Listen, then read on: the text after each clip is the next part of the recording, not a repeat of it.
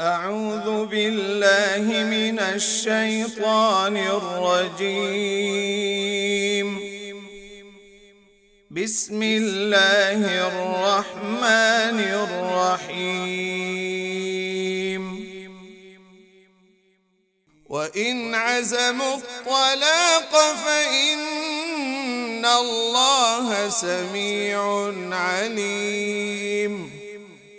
والمطلقات يتربصن بأنفسهن 3 قروء ولا يحل لهن أن يكتمن ما خلق الله في أرحامهن إن كن يؤمن بالله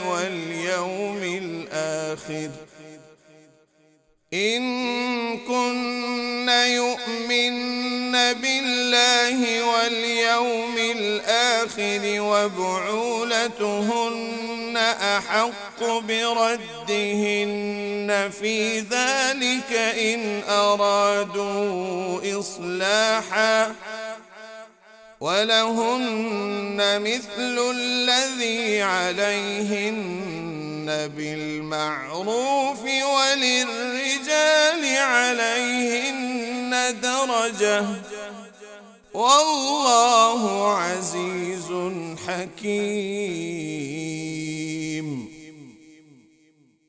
الطلاق 2 فإمساك بمعروف أو تسريح بإحسان. ولا يحل لكم أن تأخذوا مما آتيتموهن شيئا إلا أن يخافا ألا يقيما حدود الله. فإن خفتم ألا يقيما حدود الله فلا جناح عليهما فيما افتدت به.